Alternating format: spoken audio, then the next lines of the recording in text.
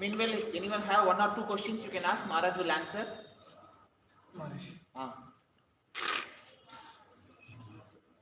Ask.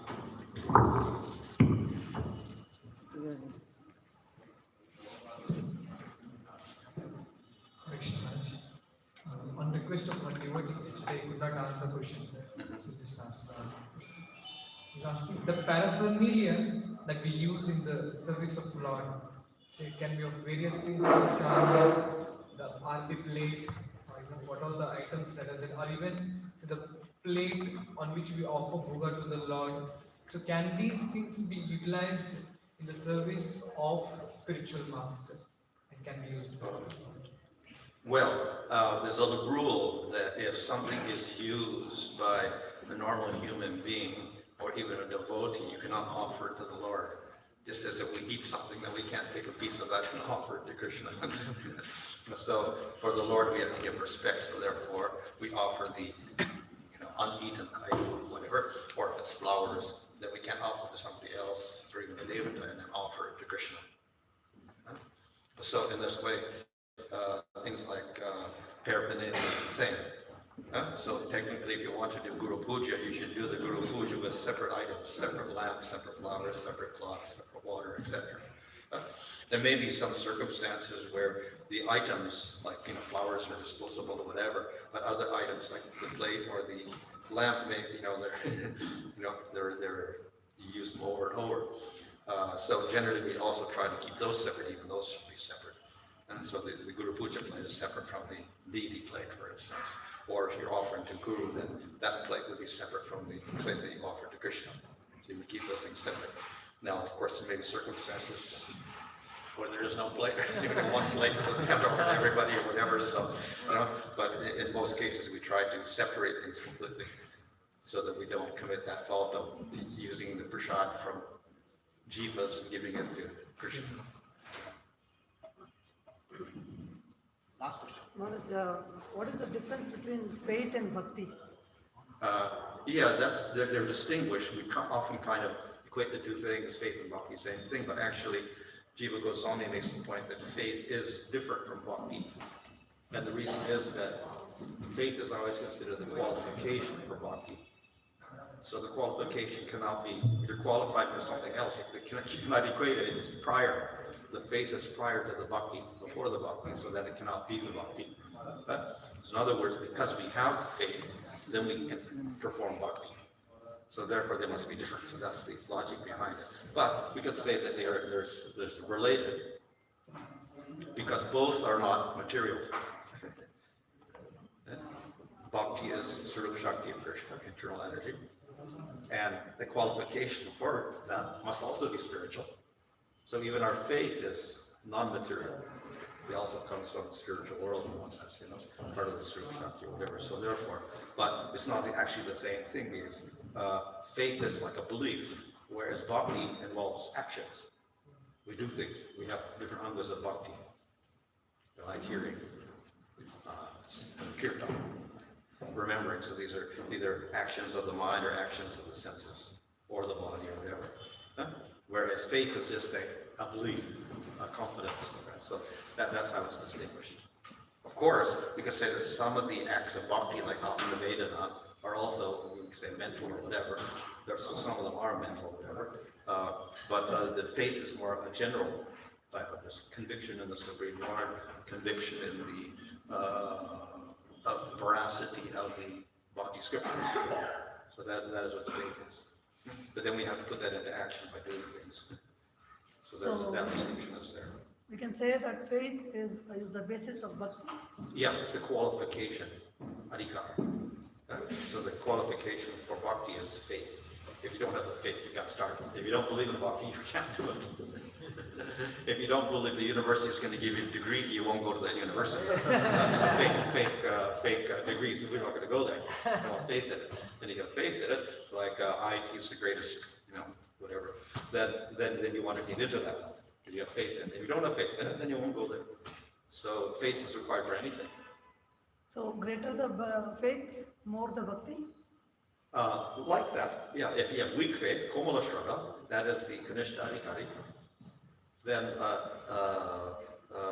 his advancement is kind of slow. If he has Uttama Shraddha, that is a Prodha Shraddha, deep faith, then he has thorough knowledge of scripture and he preaches to others, he convinces others, etc. So there's much greater effect with the deeper faith.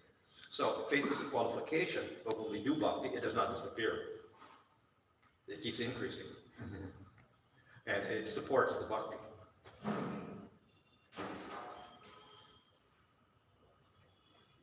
What should we do here? Evening, I told the power of mind. Evening, 7:30. This all devotees so that Dana class.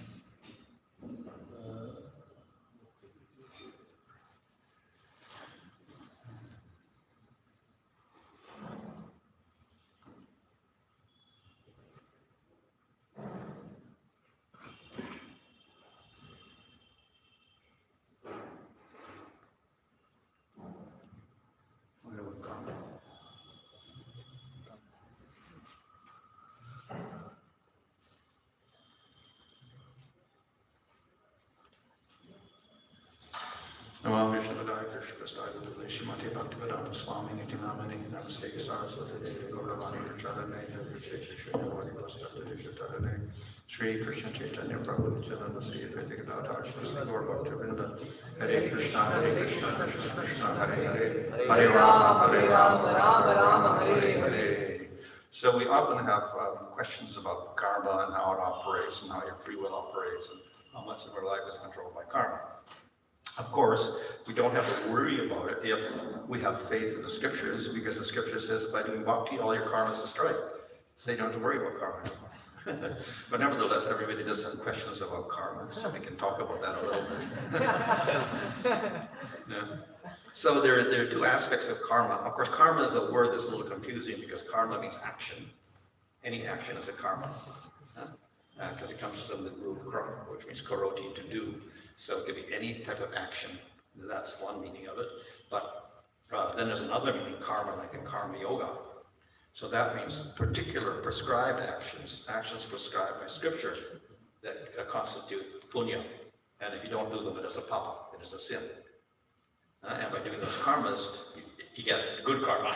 And by not doing the karmas, you go to hell, or whatever like that. So that's another idea of karma, means a duty, prescribed duty according to the Smriti Shastras.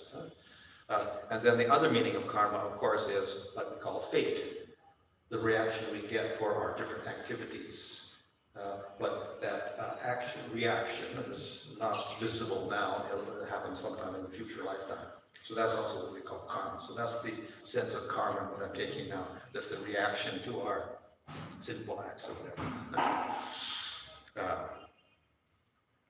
So that by doing activities of this lifetime, we produce karma or results in future lifetimes, which may be either good or bad. And they're more or less fixed, and it's difficult to change them. And depending on the seriousness of the act, it becomes more difficult to change. Nevertheless, we can modify them to some degree, and that's why we have scripture, because if you're suffering due to karmas, then there's prescriptions in scripture called atonement or prayaschitta, by which you can alleviate your suffering. So there is some, scope for modifying your karmas. Also, you may not be able to remove them, but you can modify them. This is what we call atonements, or prayaschitta. And the Smriti Shastras, like Manu Smriti, they have a lot of explanation of what atonement for what sin, etc. So that's one aspect of karma, that produces some events of your life which are unavoidable, and you can't just do some physical activity to avoid them. There's a story of a king, I think that's Vikramaditya's, I don't know, maybe someone else. But anyway, the king didn't have a son. So he was suffering. No son, no heir, kingdom fall apart, he didn't have a son. Then finally he got a son. So he's very happy. So he called the astrologers, because that's what you do when you have a son, you get predictions for him, like in Bhagavatam, Pariksha was born, they called the astrologers, and they make predictions about his life. So they called the astrologers. And then the astrologers, they made all sorts of glorious predictions for his future. And then one astrologer, who's the famous astrologer, Varahamihira, he became Varahamihira, that he made his predictions, and all very good, but when your son is 16 years old, so month, and so day, he will die. A wild boar, will pierce him in the chest with his tusk, and he'll die. So the king was very upset, and he asked the astrologer, "Are you sure?" So, because if if the astrologer made a mistake, then the king would be very angry and probably kill him.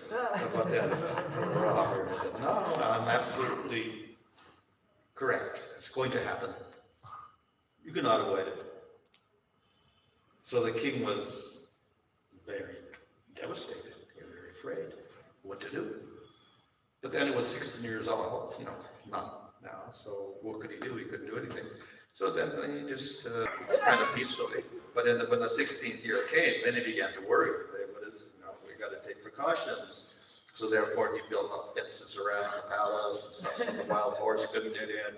And he checked everybody coming in that weren't smuggling any pig in. There was a spire, one of those sticks sticking up on top. And then there was, little decorations like on Jagannath, where you got a chakra on top like that, whatever. So there was this metal pole, and on the top of the pole, there was an insignia of a wild boar made out of metal.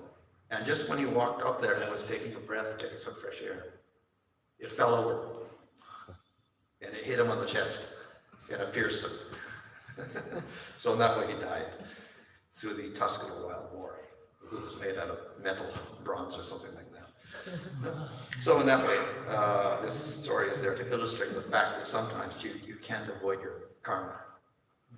And of course, astrology is there to predict karma. That's the whole purpose of astrology, to predict karma. Because there are things which are very difficult to remove, in incidents. So the astrology would predict those events. So this is one thing he could not prevent by normal means. So anyway, that's the idea of karma, inevitable events that are fixed from past actions, and we have to suffer them in this lifetime. So the other aspect is when we do the activities, we're doing activities all day long, and we're getting karmas all day long for that. The other aspect is when we do activities, we get experience. Okay? So by doing some activities, we get good things that we will enjoy. We work, we get money, then we buy food, and then we enjoy the food. So that's one type of thing. We get, through our actions, we get some experience. And we'll think that food was good, so we'll buy more of that. That food was bad, we don't like it, so we'll avoid that food. So through our actions, we're always getting experiences of our senses, whether it is sight, taste, hearing, or whatever like that. So this creates impressions in our mind which are held there. And this will lead to desires. Because I got a good impression of something, we want more of it. So we develop a desire based on that impression. Well, that was very good, therefore I want more of it. So then the vasanas, the impressions gives rise to the vasanas, and the vasanas pushes into more action. So those vasanas, like the karmas, don't just disappear. They also get, if they're strong, they'll get carried over into your next lifetime. So we get two things going over into your next lifetime, the karma and those vasanas. So therefore, this lifetime, when you're born and you grow up, then you have certain desires and certain propensities. Much of that is from your previous vasanas. Not all, because in this lifetime, you're also developing new experiences and getting new desires. That's a combination. But nevertheless, the influence of those past vasanas. So those are the two aspects, the karma and the vasanas. And they go with you life after life. And you keep accruing more of them because you're doing activities, you're getting experiences, developing new desires, and you're creating new karmas, and the vasanas are continuing from previous life into the next life, and then you're creating new desires again by your new activities. So these two things keep with you life after life through your subtle body. And this determines your body, your vasanas, and your karmas. Of course, sometimes you don't want a certain body, but you get it anyway. So if you do bad karmas, then you get a sinful body or a miserable body, you don't want it, but you get it anyway. On the other hand, if you do punyas and you have a desire for a certain thing, then it becomes easy to get that. So if you want money, then you can become rich in your next lifetime if you do sufficient punyas also. So the two things will drive you into getting that particular body. So anyway, due to your past actions, plus somewhat your desires, then you get body after body in this material world. So what is that? What is the karmic law that determines your next body? So of course it's quite complex because you're doing activities all the time and each activity gives a karma, so very difficult to determine everything. But each particular act, we can say, is either an act of violence that creates a disturbance in the world and creates problems for other living entities. That's called a sin. And it will give you opposite reaction in your next lifetime. In other words, whatever violence you commit now, you will get the violence back on yourself in some future lifetime. So that's the one thing. And the other hand, if you do acts of compassion and you help other living entities and they benefit from it, then you get good credit, good karma in your next lifetime. So it's a simple principle. I would say a just reward for your actions. And unfailing. There's no way you can escape it. There's no way Yamaraj will forget it. There's no way you can bribe Yamaraj. And he's all-seeing. Everything is recorded. There's nothing is missed. So every single action all day long is recorded. So it's like a foolproof system of witnessing and getting the results of all your actions. So we can say it establishes a moral system for the human being.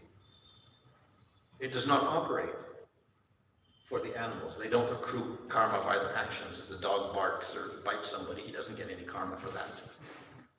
But the human being gets, the adult human being, not the child, but the adult will get reactions for all of his actions throughout life, including breathing or drinking water.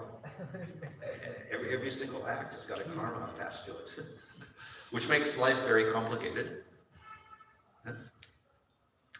So then we have to be very, very careful of what type of activities we do. And that is why the Vedic scriptures advise a life of non-violence. We try to minimize the violence. So fortunately, scripture is kind of merciful and it allows us to a little bit of freedom. So if it's not, unnecessary, if it is unnecessary, we'll get the unnecessary violence, then we get the reaction. If it's necessary violence for survival, we don't get any bad karma. So that's the provision. Because we always have to, in order to live, we do have to take some life, whether it's animal or plant or whatever. But if it's necessary for survival, then you don't get any reaction for that. So at least we have to avoid unnecessary acts of violence, because that will lead to suffering. And nobody the living entity does not like suffering. So therefore, to avoid the suffering, we avoid the acts of violence. So this creates, in a society of people who are intelligent, this will minimize the violence in society. Not only among human beings, but with the rest of the world. In other words, we minimize violence against animals and plants. Okay? So that means we're more, let's say, ecologically stable, because we're minimizing our exploitation of material nature and other life forms. So it's also a very good concept for the modern world, where everybody's interested in the environment, preserving the environment, not disturbing anything. So this is a very interesting principle that can be applied in the modern world. And it was very well explained in the past in the scriptures. So anyway, we end up with, if we do lots of sinful acts, we end up, because we have complete disregard or responsibility for activities, then we get a body where we don't have to be responsible. That is, animal or plant. No responsibility for activities. So that's the result of, as a human being, we don't think properly when we're doing things. And then the opposite happens. That if we do acts of kindness, then we will get rewards, we will get comforts, we will get enjoyment in future lifetimes. So it's a very just law in one sense. We do one type of act, we get punishment, we get the reward of that. And this, of course, is, we could say, emphasized in the Karma Kanda scriptures, where they promise rewards of Svargaloka, where you can live for thousands of years and get various subtle forms of enjoyment on higher planets, if you do proper punyas and sacrifices, etc.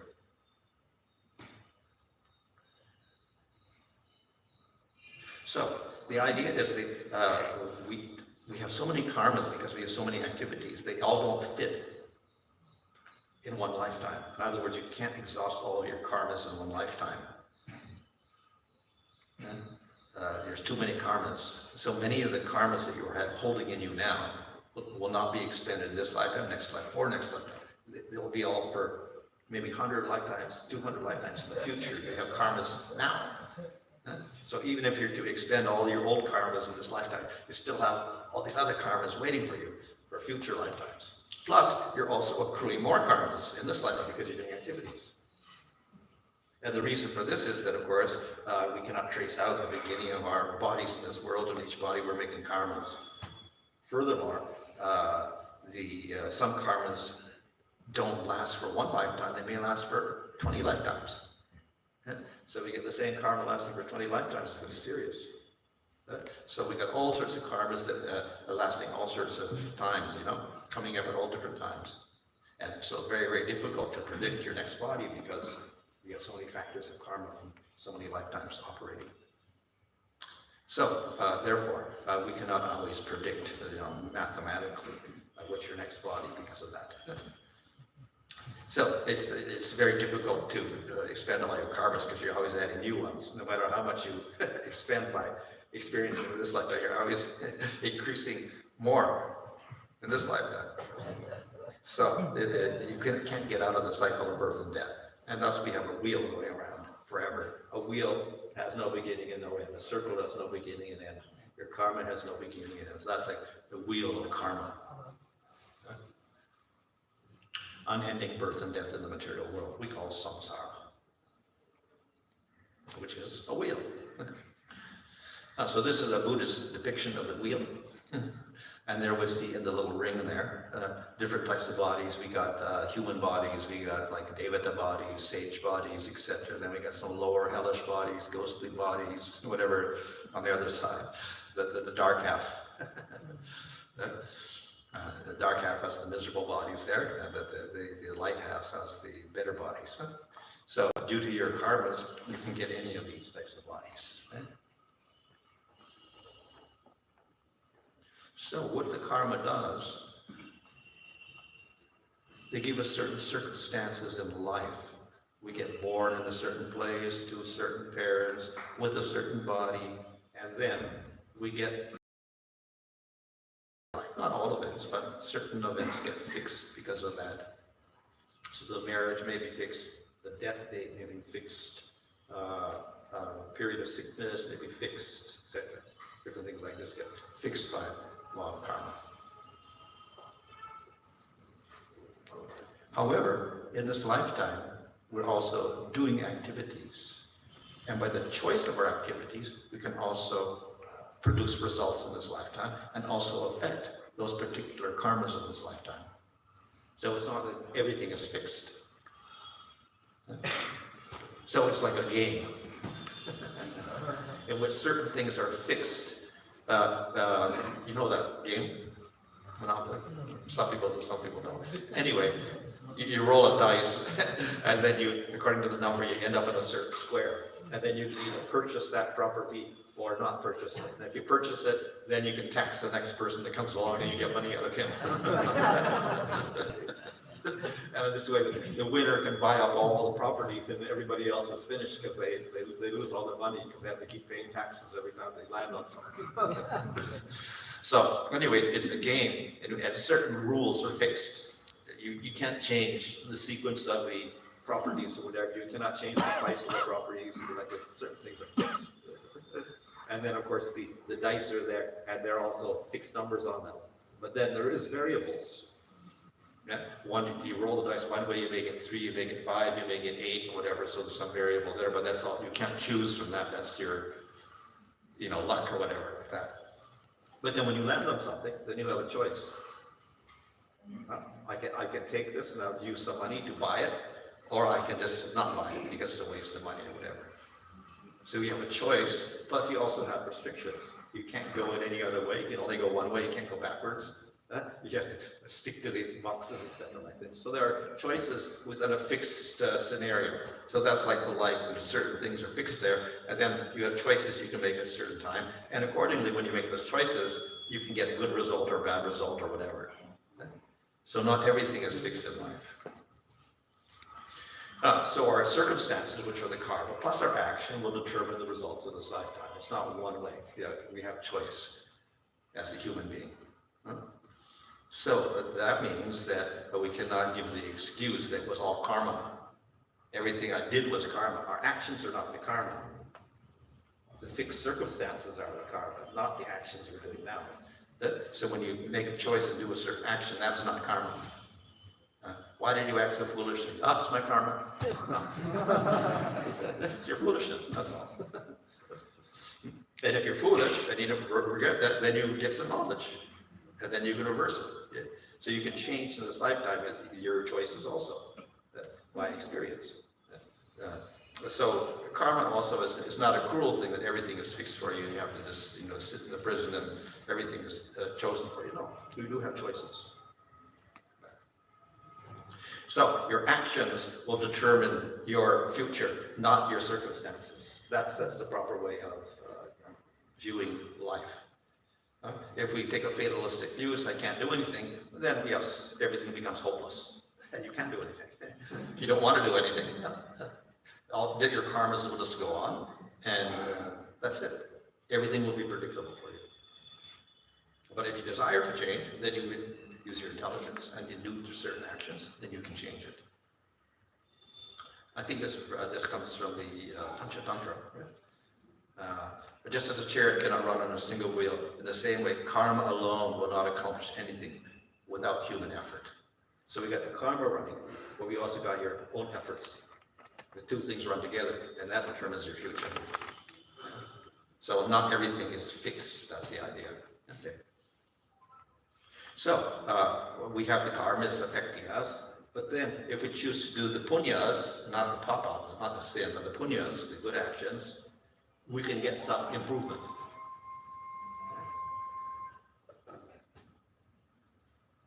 So we can get some improvement in this lifetime, plus bonus is we do good karma, we can get results in next lifetime. So we get 2 results for that action. There's some positive results there, results in future life. Related to the gunas, if we choose action in tamagun, we end up with more suffering. And more sinful acts, more suffering. No obedience to scriptural rules, more violence, etc. We end up with more suffering, lower and lower birth. We do acts in the mode of passion, Rajagun. We could stay as a human being, but relatively our consciousness will be covered over and very materialistic. And ultimately we suffer also. If we do actions in goodness, this is purifying for us. And it continually raises us up to a higher level of consciousness. And we can get more comforts out of life with a minimum of suffering. As a result of that mode of goodness, you can go to Svargaloka or even Brahmaloka, in which you can live for millions of years, and minimum of suffering. So by different modes, if we do our action in different modes, we will get different results. So by our intelligence, we should choose sattvic actions over tamasic or rajasic actions, if we want to get peacefulness in our life, as far as material life is concerned. So astrology also has a role to play in this, because astrology is a way of detecting your karmas of this lifetime. So it will give predictions when you get married, how many children you get, when you're going to get some money, when you're going to lose money, what are the favorable investments or whatever like this, buying property instead of doing business or whatever. And then when you get sick, the certain sicknesses, not all sicknesses, some sicknesses, and also your death. So these can be predicted, these are your karmas, so that they will be predicted. But again, not everything is predictable, because not everything is your karma. You're doing things, activities, and modifying things, so those are going to create circumstances also. So we don't think everything is controlled by astrological prediction. So this gives a general map of the events of your life. Now, once you got the map, then you do actions in the mode of ignorance, then you make everything worse. You magnify the bad karmas, and you minimize the good karmas. You may have some good and bad, but if you're doing tamasic things, even your good karmas don't result in much. They get negated by your bad activities of this lifetime. If you do actions of the mode of goodness, then you can minimize the bad effects of your bad karmas and maximize your good karmas, get better results. So this way, we can kind of modify the results of things, either nullify things or increase things, depending on how we act. So astrology will therefore advise you to do some punyas, because most people are coming to avoid the bad things in their chart. When they're in distress, that's when they come to the astrologer. So how do I get rid of my distress? Then you have to do some punyas. So then you do some sattvic action, which means you may do charities. This is, karma, doing charities, giving things, helping other people, whatever, giving education, giving clothing, giving food, whatever. Do some charities, and do some good actions for others. So by doing these acts, you kind of counteract your previous sinful acts of violence. Yeah? We compensate for our violent acts by doing these punyas. So this way, we can nullify some of the results of your bad karmas. So not only actions of charities, etc., we should do, but of course we also have to change our mentality. And instead of because in the mode of goodness we should minimize passion and ignorance. So therefore, in the mode of goodness, our attitudes are very tolerant. We tolerate everything in the material world rather than being angry at everything. We show compassion rather than greed or whatever like that. So, and of course, by doing these actions, this will increase our sattvic mode and our tolerance and compassion and forgiveness and all these other qualities. And these will also help to minimize the effects of bad karmas. When you get to the mode of goodness, you have a natural tendency to control the senses, because one in the mode of goodness is not much interested in outside enjoyment. They're more interested in inner peace. So they go for apagana, etc., yoga, or jnana yoga, whatever like that. So the people in the mode of goodness are more inclined to do renunciation, etc., and control themselves. And this also is good because you do minimize your sinful activities that way. Okay, so the astrology, as I said, will give you the map, and the process is very simple. I'll go this very quickly because it's all astrological. But the thing is, we got bad planets and good planets. So Shani and Mars, what do you call Mars? Mongol, yeah, the red planet, big fiery red planet, war planet, and Shani, which is the slow planet, dark planet. And Rahu and Ketu, they are all the disturbing malefic planets. They're not always malefic, but in many cases they will act negatively, especially if they combine together. So that's one thing, when they act in a certain area like marriage house first, then you get a disastrous marriage. Because Mars means fighting. Saturn means separation. So, and Rahu Ketu means disturbed mind. So if you get them all in one house, 7th house of marriage, that's your bad karma. Another is not just the planets, but this planets, either those planets there or the good planets can be weak or strong. So if they're strong, they can give nice effects. If they're weak, they may not give effect. So Jupiter is a good planet, and if it's strong, it's good for good health, money, happiness, things like that. But if it's weak, you don't get the money. You don't get the good health, etc. So strong or weak can also affect. Even though it's a good planet, if it's weak, then it won't give anything good. And we have certain houses. Each house governs a certain part of your life. First house is your body. 7th house is marriage. 10th house is job, business. 5th house is children. 4th house is properties.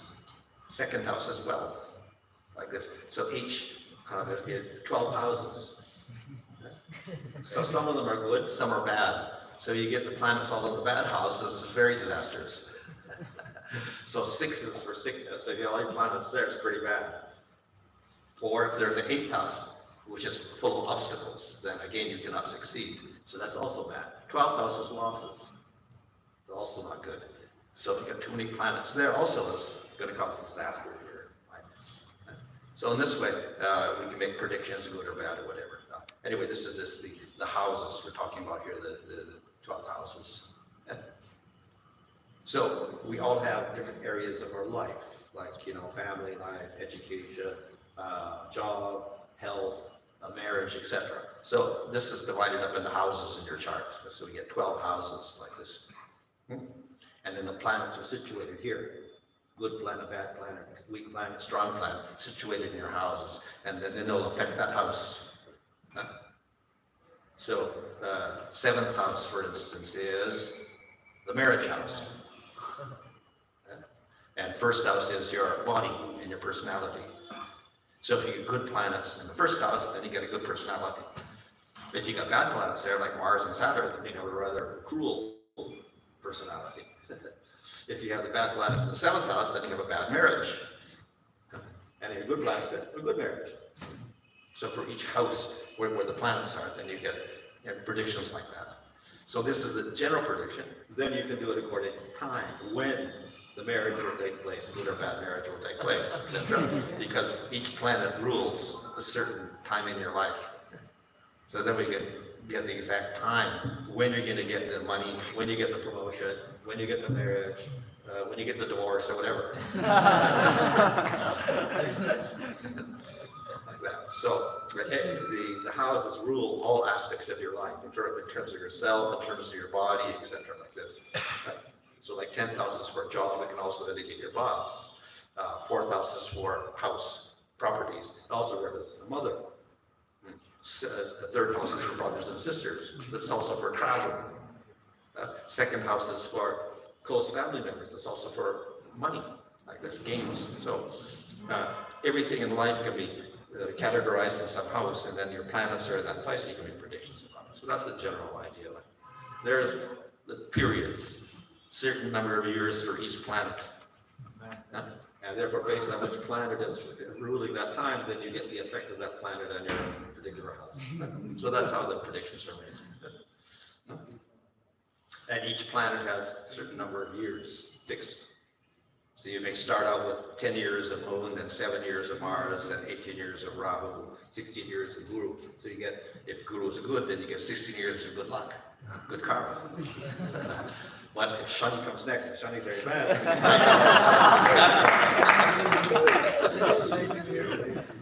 So, and everybody's chart is different because your houses are different places, your planets are different places. So everyone has individual karmas which are different from everybody else's. As well as that, you've got your vasanas, that's your desires that are coming over. So that's somewhat predictable also by the astrology. The impressions are there. So those impressions, how your personality is governed by the ascendant. That's the 1st house here, red line. Number 1. The zodiac sign arises on the horizon at your moment of birth. So that's why the time is important, not just the day. Because this determines, number one, your personality and your body is determined by the first house that rises on the zodiac on the horizon. And it's always changing every hour. The sky is always rising. The moon rises in the east and goes down the west. All the planets do that. And the zodiac signs are also rising like this all the time. So each hour and a half or 2 hours, zodiac sign or ascendant is changing. And what is number one that will rise above the horizon, and then the second zodiac sign will become the next number one ascendant. So that where the moon is, they will determine your personality. So we get, like if you're Aries ascendant, this is rising on the horizon, then you have an Aries personality. Aries is the ram with the horns on it. Mesha, yeah. So he's a little wild, passionate, ruled by Mars, so a very impulsive person. So it's the first sign of the zodiac. So they like to push everybody else. They like to be leader, number one, etc. Very positive, very forward, very straight, efficient, frank, but they can be very selfish and ambitious, pushing everybody else. I like the ram push against the walls. The second sign is the bull, ruled by the planet Venus. So the bull is a very huge animal, and generally they just sit there and eat grass. So they're very stable, unlike the ram, which is real wild. They just like to sit around and munch the grass or whatever like that. So it's a fixed sign, and they're very stable people, ruled by Venus. So generally peaceful, cheerful, etc. Great determination.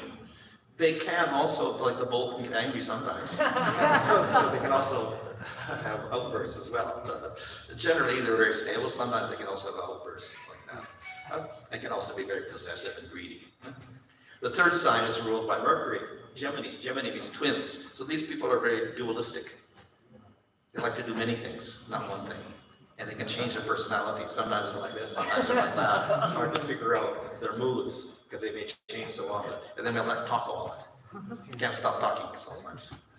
Because this sign is in charge of communications. Mercury is in charge of speaking, communications like that. So they're restless, versatile, they do many things, fast thinking, intellectual.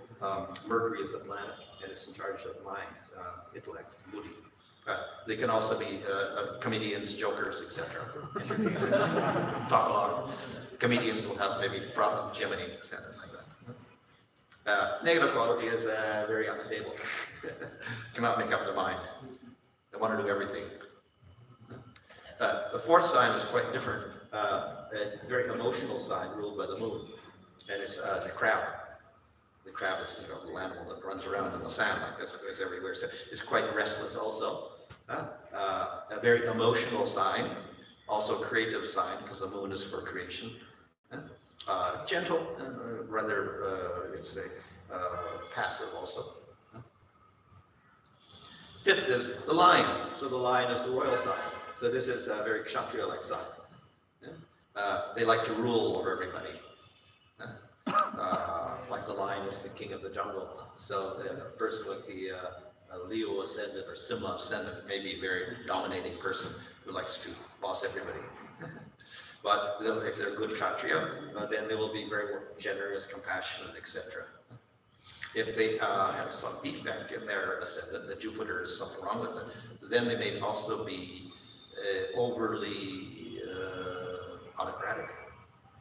They like to rule over everybody, boss everybody around like that. And they also may be very extravagant and waste their money, etc. Okay. This is sixth sign is Virgo. That's the ascendant. It's ruled by Mercury again. This is a gentle sign. It's also good for people who are into humanitarian type activities. They like to help other people. So the nursing sign. So it's good for doctors and nurses and people like that. Because it's ruled by Mercury, they're very analytical, good intelligence, etc. But they're always very humble and modest, etc. Libra, this is the seventh sign. This is the balance. What we call Tula, scales. So so they like harmony. not too much disturbance, compromise, etc. They're ruled by Venus, so they like beautiful things. They don't like disturbing circumstances or whatever. They like very peaceful environments, etc. It can be very artistic also. Eighth one, ruled by Mars, is Scorpio. So this is not a very nice animal. It likes to bite everybody. So the Scorpio is ruled by Mars, but he's very secretive and hides in little holes, and then he comes out and bites people. So the Scorpio people can be very critical of others. And they may be very secretive also. Ninth is Sagittarius or Danus. This is the bow, the person who is shooting an arrow. So they're very idealistic people, ruled by Jupiter, which is a good sign. So they're generous people, dharmic people, fond of doing sacrifices, philosophy, etc. So generally good, philosophical sign. Capricorn is the next sign, ruled by Saturn. It's a very serious sign, used to hard work, honesty, etc. Very practical people. So Saturn is not all bad. The character is good for meditation. People with who are sannyasis may have a strong Saturn also because it's for renunciation, detachment from the material world. Negative features for a person in the material world, they can be very pessimistic, very miserly, don't like to spend their money, etc. Another sign, Aquarius or Kumbha, the water carrier. This is ruled by Saturn also, but it is slightly different than the previous sign ruled by Saturn. These people are very reserved, a little slow in their understanding, but very intelligent, very careful people, also unselfish people. They're very friendly. Also a positive sign. Last sign is called Pisces or Mina. This is a fish, two fish, also ruled by Jupiter. It's the last sign, so it often represents liberation and mukti, detachment from the material world, whereas the first sign was Mesha. This is getting into everything in the material world. This is getting out of everything. Last sign of the zodiac. So it's like trying to finish everything up in this life. So it's a spiritual sign, philosophical sign ruled by Jupiter also. So they're humanitarians, compassionate, helpful to others, spiritually oriented, etc. So very, very good. Negative is maybe they little weak-minded, daydreamy like this, not very decisive people, because it's a watery sign, so like that, a dualistic sign. So they maybe can't make up their mind, not very practical in some circumstances. So if you have any of these ascendants, then this will largely rule your personality, which means your vasanas from previous lifetime are giving you this type of personality in this lifetime. So each personality has its positive and negative elements.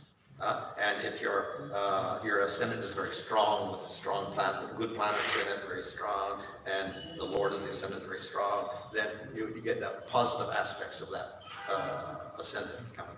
And if your ascendant is weak, or with bad planets in it, then you get some very negative elements coming up in that personality because of that. Okay.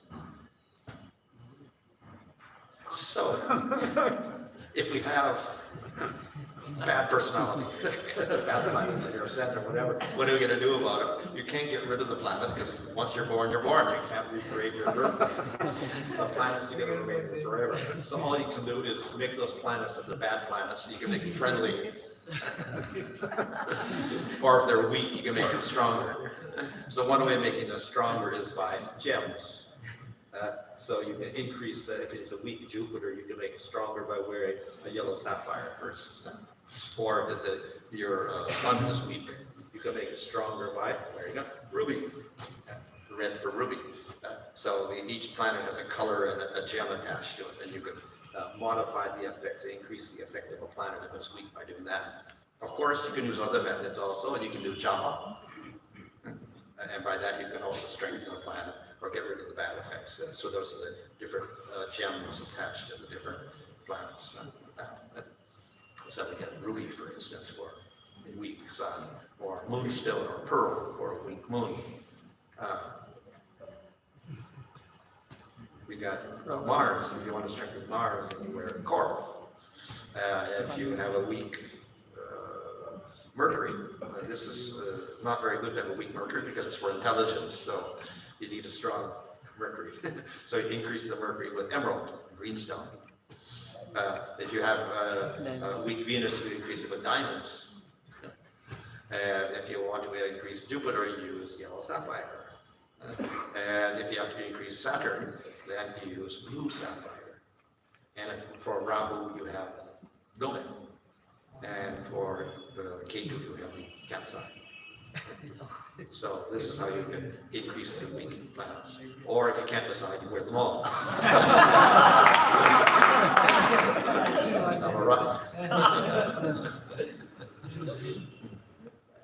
So another thing, you could pacify the bad planets by prayers, etc., mantras, etc., worship, whatever.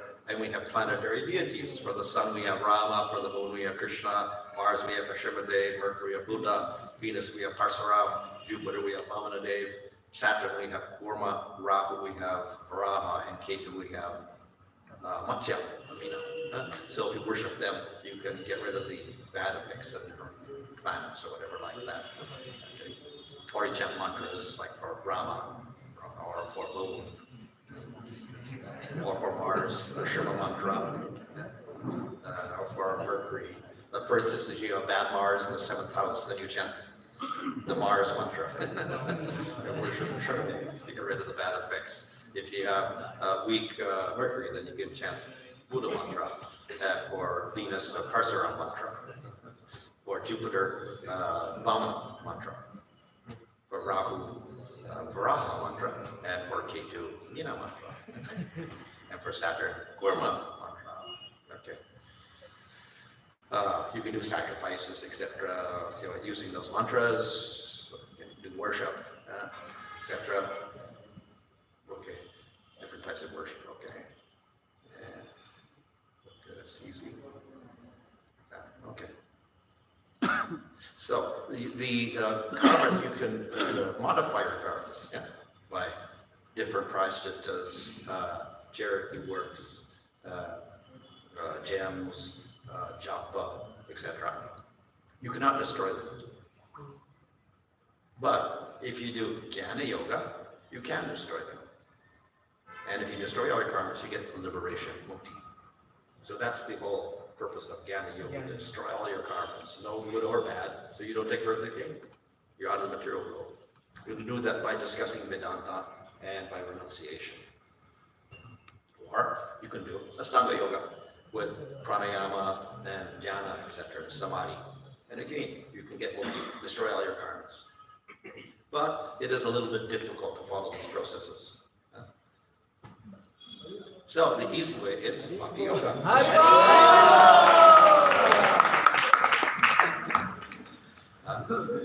Without all the difficulty and austerity and whatever, you can destroy all the karmas this way. So it's much easier. So by doing bhakti yoga, you can surpass all of the karmas and the vasanas, etc., whatever, and then you can not only destroy them, but you get something else, and that is prema.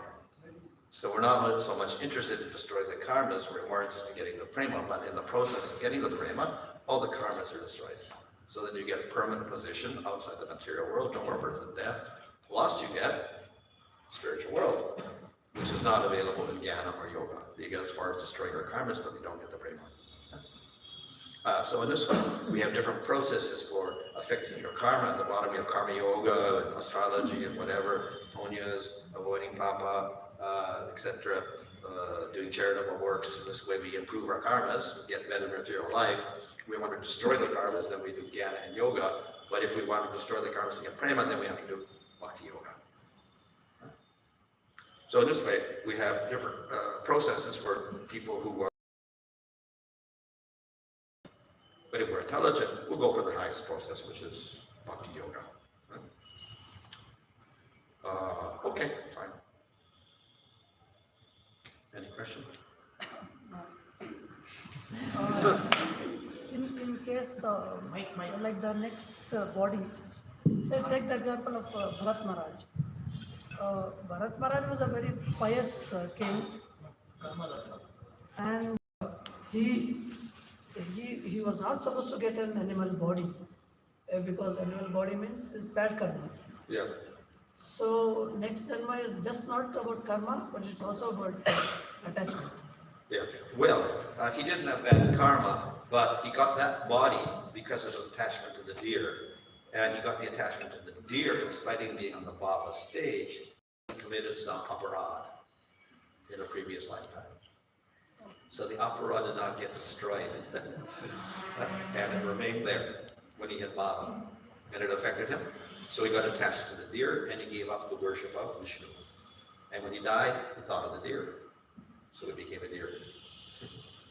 But it was not a curse, because as a deer, you remember the Supreme Lord, you could remember his previous activity. So it was beneficial for him, the arrangement of the Lord. And then he got prema in his next lifetime. So the Lord made a special arrangement for him, but he also fulfilled the prediction that whatever you think of when you die, you attain. But it was because of his aparad, not his sins. Whatever choices we make, you gave the example of Monopoly, that game. Now that even the choice also depends on karma, right? Like how I think. And the mind. So no, to some extent, but as a human being, we cannot attribute our choice purely to karma. Now, if you're in the mode of ignorance, yes, because you're ignorant, you don't make proper choices. So that's it, you get control. You make all the wrong choices in ignorance. So very, very difficult. But if you're a human being, not an animal, you still have to suffer. So as a human being in ignorance, yes, you're prone to not choose properly at all, but there is a possibility you will make a proper choice also, even in ignorance, in spite of all your bad karma, whatever your tamasic state because of that. So it is possible to get out of that position. On the other hand, if you're in the mode of goodness, then you're very easy to make choices. Because you're detached from your surroundings, you're not attached to anything, you're more interested internal than external, control your senses, you follow scripture, you have faith in the scriptures, etc. So you got very good opportunity to make good choices. So we do have our karmas, and but we cannot use that as an excuse to avoid making a good choice as a human being. We still have the responsibility is there to make a choice. To help out the people in the mode of ignorance, the Varnashram system does not allow too much choice for the Sudra. They don't get money. So they can't spend money and do sinful activities or whatever. So things are quite controlled for them. Right? And as you go up, you get more choices, until you get to the wrong level, where you're free to make all your choices. So there's a system also with devotees to cure our weakness in bhakti and our weakness in faith. So instead of going to outside and trying to do some yoga or this or that, whatever, we rely on the process of bhakti itself through devotee association to strengthen the bhakti.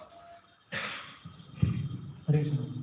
Maharaj, as a devotee, like who's practiced under a bona fide sampradaya and bona fide guru, how much importance he should give for the astrology or the any kind of planets or the gems? Like, for example, when there is a problem, he has a choice. Okay, the entire astrology, gems, and everything may cost 1 lakh, or he should just give that 1 lakh donation to temple or to deity services. So you should go in that path, or directly you should worry about doing devotion. Yeah, well, the best process is just do bhakti yoga. But then we see everybody cannot do that, so some people get married and they have families, so they go to university and they get a job and whatever like this, instead of just doing bhakti. Yeah? So not everybody can renounce everything and just do bhakti yoga. So when we're doing all these other things, then we do get problems sometimes. And then we begin to wonder what's happening. So that's when they go to the astrologer, and then he'll say, okay, this is wrong, that is wrong, and he gives you some solution. But then again, that is usually the astrologer will say, go worship at the Durga temple or something like this, and worship the Navagraha. So this is all Devata worship, so as devotees, we don't want to do that. So at least if you want to do some remedial measures according to astrology, then I think we should worship the avatars of the Lord, as suggested here. So for Mars, Nrsimhadev, etc. So is there anything wrong with that? Of course, it's not pure bhakti, but it's like medicine. So when you get sick, the best cure is chanting Hare Krishna. But we also go to the doctor, we also go to the hospital, we take medicine, whatever. So that's similar here with your karmas. Again, it's medicine. So you can use it if it's practical, simply to increase your health or whatever, or mental state or whatever. You can use it as an aid to doing your bhakti. But we don't rely on it. The main process is always bhakti. And like, as you said, as we go to astrology for medical problems, can we compare that to also like devotee going to a doctor? Okay, he doesn't need to go to a doctor because he can chant Hare Krishna, this is cured. Is that compared to? Well, in the sense that we don't rely completely on the doctor. Also, he'll be the doctor who gives prescriptions, but ultimately we're relying on Krishna for the cure ultimately, not on medicine or whatever. So in other words, the astrology should not decrease our faith in Krishna.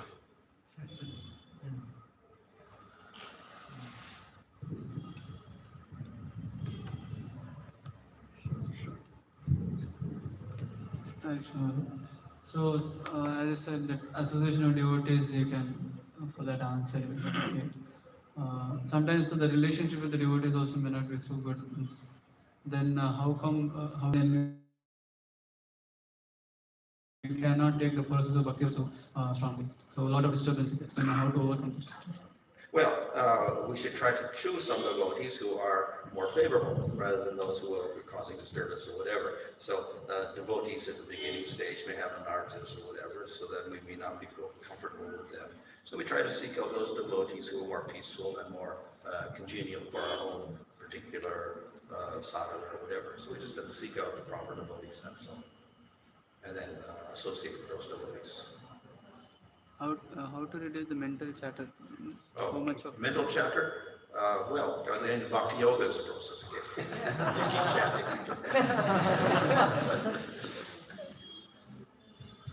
Hare Krishna Maharaj. Maharaj, in the slide it was mentioned that spirituality is also one part. Like 13:6. So, why I'm talking about this verse is, you talk about karma and vasana. So, how much our mind is influenced by karma and vasana? Our mind is our karma and our vasana. Well, the mind is a material element. So, made of karma and vasanas? It contains them. So in connection with this verse, the Chaitanya Vritti, that verse is the Chaitanya Vritti. We know when the mind don't come together, people cannot cooperate. But Prabhupada wants that. Prabhupada says, your love for me, show me how you cooperate. So we all have a problem of mind. For our united vision, we need a cooperative mind. So because of our karmas and vasanas and this Chaitanya Vritti, independent thinking and independent determination. So how do we understand this Chaitram and how do we come to the common Chaitram? How do we have a common field of activity? Because Prabhupada wants to tell us. Well, these are all material things. So we could use material processes. So we have sattvic things and karma yoga and whatever, or meditation to help you adjust your mental states and whatever. But the solution here is a spiritual process, bhakti yoga, which overrides all of these material adjustments that we may make.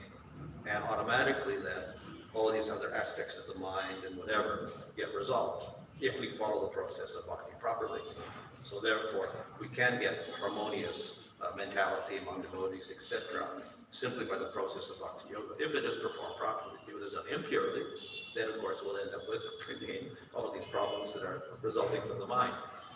But if we do it purely, then of course we can get rid of all the anarthas and then harmonious work. Prabhupada, we are glorifying Prabhupada. Yuktasya bhaktamcha niyunjatopi vande guru sri charnaram. Yuktasya bhaktamcha, he is bringing all the devotees together. Yeah. But this verse is saying that as long as the mind, we are influenced by our mind, we can't come together. Yeah. So the process of bhakti will counteract that. In other words, it will purify the mind. We get rid of all these anarthas. So this is the only way, buying the diamonds and buying the jewelries will not bring us together. No, as I said, the ultimate process is bhakti. Other these are temporary adjustments. Karma yoga, astrology, they're temporary adjustments where your mind, just like you take a pill from the allopathic doctor to help out your headache or whatever. It doesn't cure the problem, but it just gets rid of the temporary, problem. It doesn't give you permanent relief. So our combination of chanting is a complete remedy. Yeah. That's the complete remedy. We come together and chant. Hare Krishna. I think we have to stop here. Hare Krishna.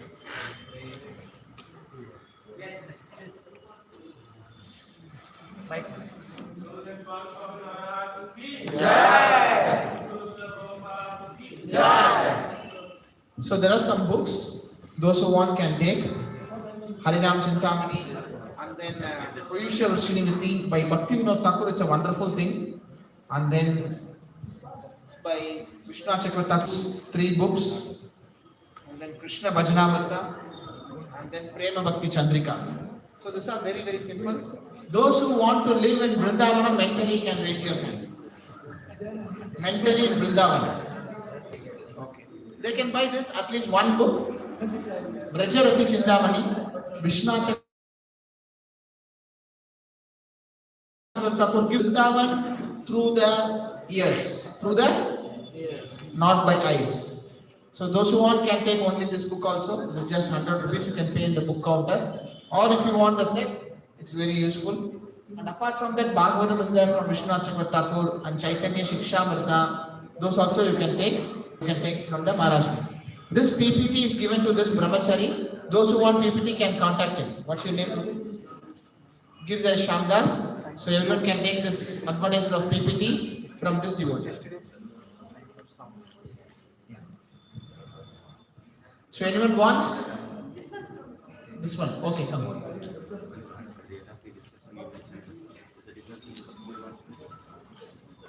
Well, when I say spirituality there, and that before, it doesn't mean bhakti, it means, because that's not karma. You cannot predict bhakti by your astrology. Beyond did anyone?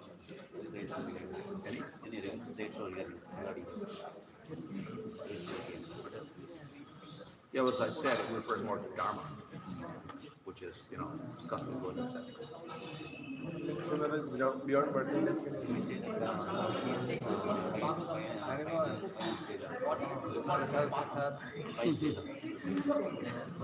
Well, yeah, in that sense. Actual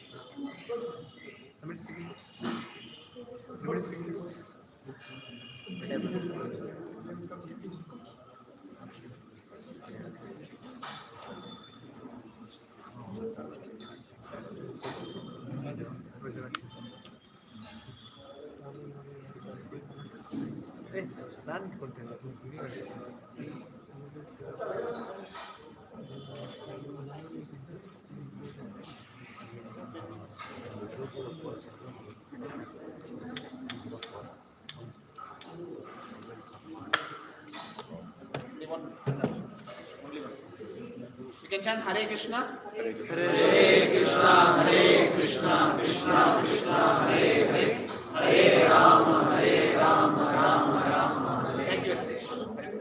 Evening there is a special class called Power of Mind. So it will be nice seminar. Time 7:30. So you can come.